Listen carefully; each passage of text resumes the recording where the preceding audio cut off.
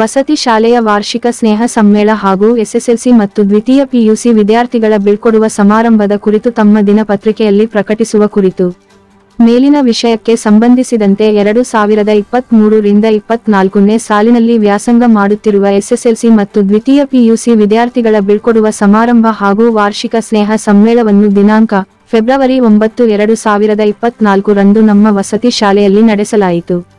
ಕಾರ್ಯಕ್ರಮದ ಪ್ರಾರಂಭವನ್ನು ವಸತಿ ಶಾಲೆಯ ವಿದ್ಯಾರ್ಥಿಗಳಿಂದ ಪ್ರಾರ್ಥನೆ ಗೀತೆಯೊಂದಿಗೆ ನಡೆಯಿತು.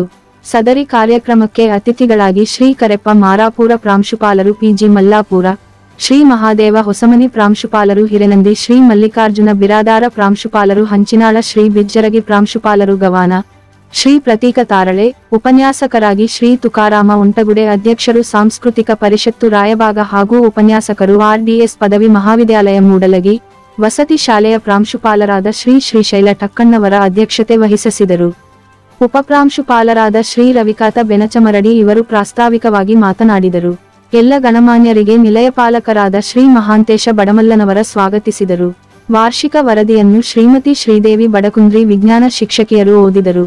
2022 ರಿಂದ 23ನೇ ಸಾಲಿನ ಎಸ್ಎಸ್ಎಲ್ಸಿ ಹಾಗೂ ದ್ವಿತೀಯ ಪಿಯುಸಿ ಪರೀಕ್ಷೆಯಲ್ಲಿ ಶಾಲೆ, ಕಾಲೇಜಿಗೆ ಪ್ರಥಮ, ದ್ವಿತೀಯ ಹಾಗೂ ತೃತೀಯ ಸ್ಥಾನ ಹಾಗೂ ವಿಷಯಗಳಲ್ಲಿ 100ಕ್ಕೆ 100 ಅಂಕಗಳನ್ನು ಪಡೆದ 38 ವಿದ್ಯಾರ್ಥಿಗಳಿಗೆ ಸನ್ಮಾನಿಸಲಾಯಿತು. ಅತಿಥಿಗಳು ವಿದ್ಯಾರ್ಥಿಗಳ ಕುರಿತು ಹಿತನುಡಿಗಳನ್ನು ತಿಳಿಸಿದರು.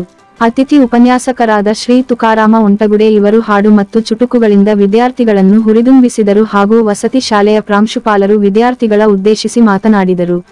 ಸದರಿ ಕಾರ್ಯಕ್ರಮಕ್ಕೆ ಎಲ್ಲ ಬೋಧಕ ಹಾಗೂ ಬೋಧಕೇತರ ಸಿಬ್ಬಂದಿಗಳು ಹಾಜರಿದ್ದರು. ಈ ಕಾರ್ಯಕ್ರಮದ ನಿರೂಪಣೆಯನ್ನು ಶ್ರೀಮತಿ ಸಂಗೀತಾ ಚಿಕ್ಕಣಕಿ, ಶ್ರೀಮತಿ ಸುನಿತಾ ಪಾಟೀಲ ಮತ್ತು ಶ್ರೀ ಅರ್ಜುನ ನಿಡಗುಂದೆ ನಡೆಸಿಕೊಟ್ಟರು. ವಂದನಾರ್ಪಣೆಯನ್ನು ಶ್ರೀ ಹಾಲಪ್ಪ ನಸಲಾಪೂರೆ ಹಿಂದಿ ಶಿಕ್ಷಕರು ನಡೆಸಿಕೊಟ್ಟರು. ಕೊನೆಯದಾಗಿ ಶಾಲೆಯ ವಿದ್ಯಾರ್ಥಿಗಳಿಂದ ಸಾಂಸ್ಕೃತಿಕ ಕಾರ್ಯಕ್ರಮಗಳು ನಡೆದವು. ಕೆಜಿಎನ್ ಕ್ರೈಮ್ ನ್ಯೂಸ್ ರಿಪೋರ್ಟ್ ಸಂಪಾದಕರು ಸೈಯದ್ ಅಪ್ಸರ ಪಟೇಲ್. ರಾಮಕೃಷ್ಣ ಪರಮಹಂಸರಿಗೆ ಕೀರ್ತಿ ತಂದಿತ್ತು. ಮಕ್ಕಳಿಂದ ಹಳೆಯ ತಂದೆ ತಾಯಿಗಳಿಗೆ ಕೀರ್ತಿ ಲಭಿಸಿದಂತೆ ವಿದ್ಯಾರ್ಥಿಗಳಿಂದ ಗುರುಗಳಿಗೆ, ಗುರುಮಾತೆಯರಿಗೆ ಸತ್ಕೀರ್ತಿ ಲಭಿಸಿದಂತ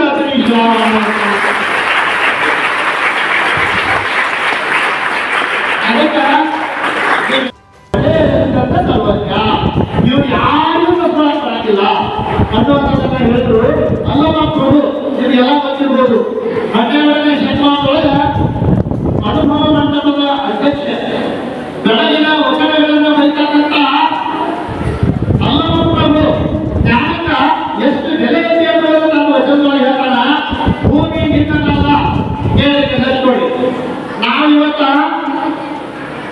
ಒಂದು 1000 ಎಕರೆ ಜಮೀನು ಗಳಿಸಿದ್ರು ಆಗ ನಾವು ತಗೊಂಡು ಹೋಗಂಗಿಲ್ಲ.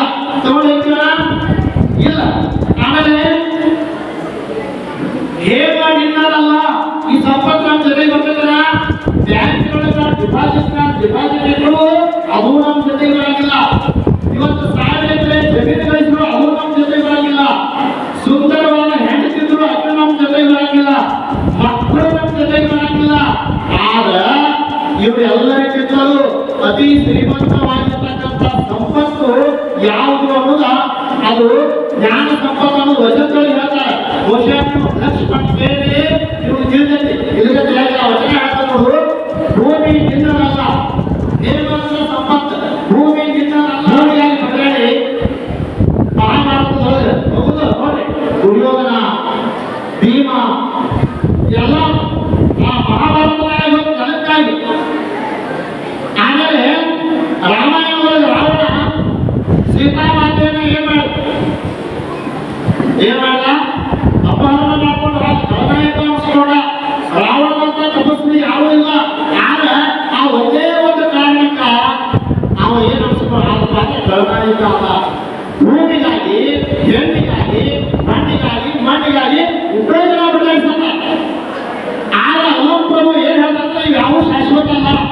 ಭೂಮಿ ನಿನ್ನದಲ್ಲ, ದೇವ ನಿನ್ನದಲ್ಲ, ಕಾಮಿನಿಯು ನಿನ್ನದಲ್ಲ. ಇವು ಜಗತ್ತಿನ ವಿಧಿ ನೋಡ. ಇವು ಮೂರು ನಮ್ಮ ಜಗ ಹಚ್ಚಿಬಿಡ್ತಾವ ಅಂತ. ಹಾಗಾದ್ರೆ ಯಾವ ಶ್ರೇಷ್ಠ ನಾವು ಪಡೆಯೋದು ಹೇಳ್ತಾನೆ. ನಿಮಗೆ ಗೊತ್ತಾಗೈತೆ. ಭೂಮಿ ನಿನ್ನದಲ್ಲ, ದೇವ ನಿನ್ನದಲ್ಲ, ಕಾಮಿನಿಯು ನಿನ್ನದಲ್ಲ. ಇವು ಜಗತ್ತಿನ ವಿಧಿ ನೋಡ.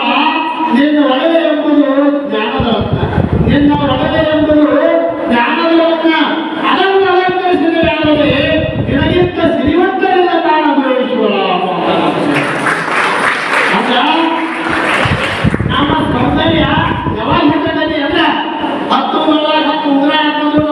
ಹೆಚ್ಚಾಗಿಲ್ಲ. ಬಂಗಾರ ಸಪ್ಪಳಿ ಬಾಯಿ ಹಾಕೊಂಡ್ರು ನಮ್ಮ ಸೌಂದರ್ಯ ಹೆಚ್ಚಾಗಿಲ್ಲ. ನಮ್ಮ ಸೌಂದರ್ಯ ಯಾವಾಗ ಹೆಚ್ಚಾಗಬೇಕಪ್ಪ ಅಂತಂದ್ರೆ ಜ್ಞಾನ ಅನ್ನುವಂತ ಒಡವೆಯನ್ನ ಇದೀಗ ಇದು ಜ್ಞಾನದ ಒಡವೆಯನ್ನ ಧರಿಸ್ಕೊಂಡವ್ರು ಮಾತ್ರ ಇಲ್ಲಿ ಏನಾಗುತ್ತೆ ಅಂದ್ರೆ ನೀವು ಸನ್ಮಾನಿತರಾಗಿ ಈ ವೇದಿಕೆಯ ಸನ್ಮಾನ ಮತ್ತೊಮ್ಮೆ ಅವ್ರು ಏನ್ ಮಾಡ್ತಾ ಇದ್ರು ಅಂದ್ರೆ ಓದ್ತಾ ಇರಲಿಲ್ಲ, ಹಾಗಾಗಿ ಹೇಳ್ತಿದ್ರು ಈ ಈ ಈ ದೃಶ್ಯ ಈ ವಿಷಯ ಇಷ್ಟೇ ಪುಟದಾಗ ಇಷ್ಟೇ ಪೇಜ್ ಒಳಗೆ ಇಷ್ಟೇ ಪ್ಯಾರಾ ಒಳಗೆ ಅಂತೇಳಿ ಹೇಳುವಂತ ಗ್ರಹಣ ಶಕ್ತಿಯನ್ನ ಯಾರು ಹೊಂದಿದ್ರು ಅಂದ್ರೆ ಸ್ವಾಮಿ ವಿವೇಕಾನಂದರು ಹೊಂದಿದ್ರು. ಅವರ ಎಂತ ಸಂಸ್ಕೃತಿ ಇತ್ತು ಅಂದ್ರೆ ಸ್ವಾಮಿ ವಿವೇಕಾನಂದರು ಒಂದು ಕಡೆ ಹೋದಾಗ ಒಬ್ಬಕ್ಕೆ ತಾಯಿ ಕೇಳಿದ್ರು, ಒಬ್ಬ ಹೆಣ್ಣುಗಳು ಕೇಳಿದ್ರು. ಏನ್ ಕೇಳ್ತಾಳು ಅಂದ್ರೆ ಸ್ವಾಮೀಜಿ ಅವರ ನಿಮ್ಮ ನಂತರ ನಮ್ಮ ಭಾರತದ ಜನಗಳ ಈ ಭಾರತ ದೇಶದೊಳಗ ನಿಮ್ಮಂತ ಒಬ್ಬ ಜ್ಞಾನಿ ಬೇಕಲ್ಲ, ನಿಮ್ಮಂತ ಒಬ್ಬ ಜ್ಞಾನಿ ಬೇಕಲ್ಲ. ಅದಕ್ಕೆ ಅವ್ರು ಹೇಳಿದ್ರು ನನಗ ನಿಮ್ಮಂತ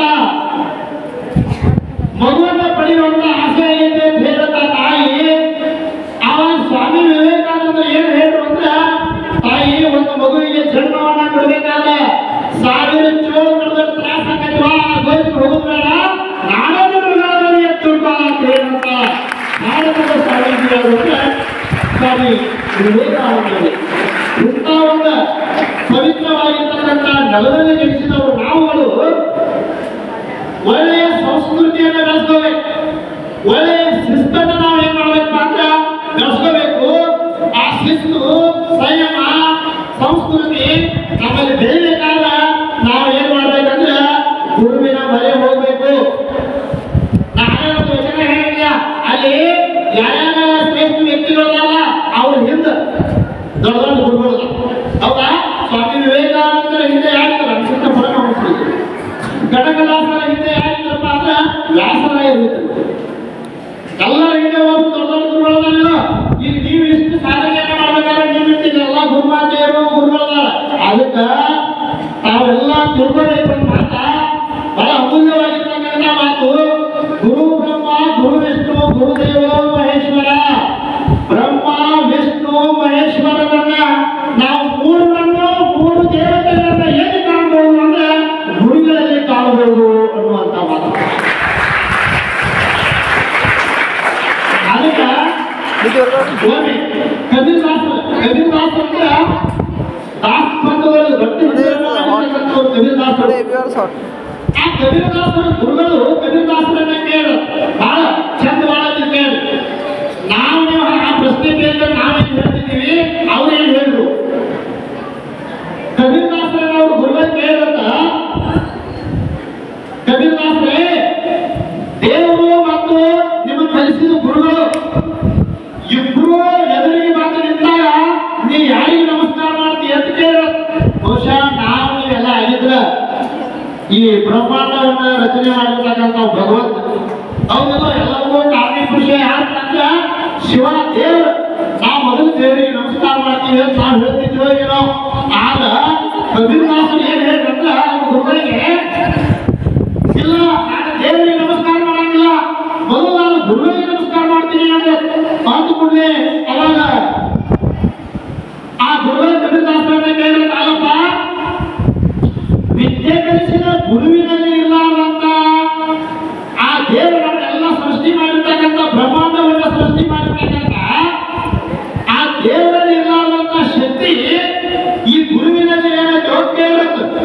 ಕೇಳಿದಾಗ ಕಬೀರದಾಸ ಹೇಳುತ್ತ ಗುರುವಿನ ಬಗ್ಗೆ ಎಂತ ಅಮೂಲ್ಯವಾದ ಮಾತಾಡುತ್ತ, ಗುರುಗಳೇ ಗುರುಗಳೇ ನಮ್ಮನ್ನ ದೇವರ ಸನ್ನಿಧಾನಕ್ಕೆ